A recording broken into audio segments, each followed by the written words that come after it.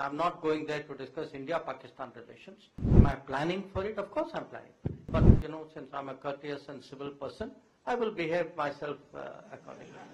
SAARC is not moving forward. We have not had a meeting of SAARC for a very simple reason, that there is one member of SAARC who is practicing cross-border terrorism, at least against one more member of SAARC. So let me start with the first question. Yes, I am scheduled to go to Pakistan in the middle of this month, and that is for a meeting of the SCO, SCO heads of government. Normally, Prime Minister goes to the higher level meeting, the heads of state, and one of us, it changes. Usually, one of the ministers goes for the heads of government meeting. So that's in line with the tradition. It so happens that the meeting is taking place in Pakistan because, like us, they are a relatively recent member. So your question, I think, as I understood it, was, am I planning for it? Of course I'm planning for it. I mean, in my business, you plan for everything which you're going to do and for a lot of things which you're not going to do and which could happen also. I mean, you plan for that as well. I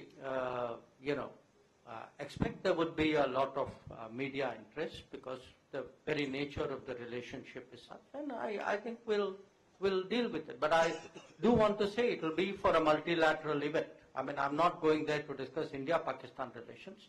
I'm going there to be a good member of the SCO, but since I'm a courteous and civil person, I will behave myself accordingly. So.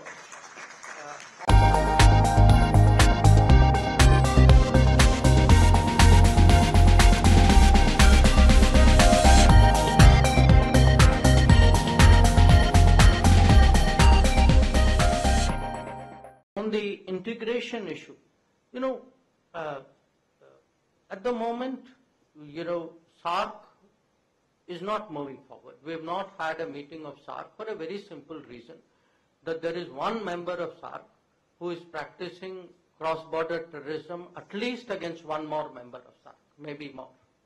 Now, when if you're all sitting together and cooperating, and at the same time, this kind of terrorism goes on so openly, it actually poses a challenge for us. That do you ignore it and go ahead, and in which case you are normalizing it, you are accepting that this is a legitimate tool of statecraft.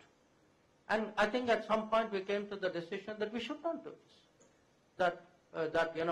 That terrorism is something which is unacceptable, and if despite a global view of it, if one of our neighbors continues to do it, then there must be a cost to that. It cannot be business as usual in the SAARC. And that is the reason why actually SAARC meetings have not happened in recent years. But I want to make an equally important point. Because SAARC has not happened doesn't mean regional activities have stopped. In fact, I would argue that the last 5 or 6 years, we have seen far more regional integration in the Indian subcontinent than we have seen since the partition of India.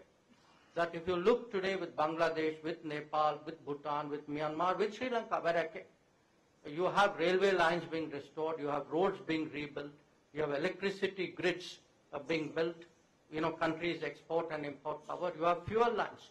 Our refineries today give fuel to Nepal and to Bangladesh. You have ferries, you have, fertilizer supplies. So, and if you look, medical visas, the way our hospitals are linked.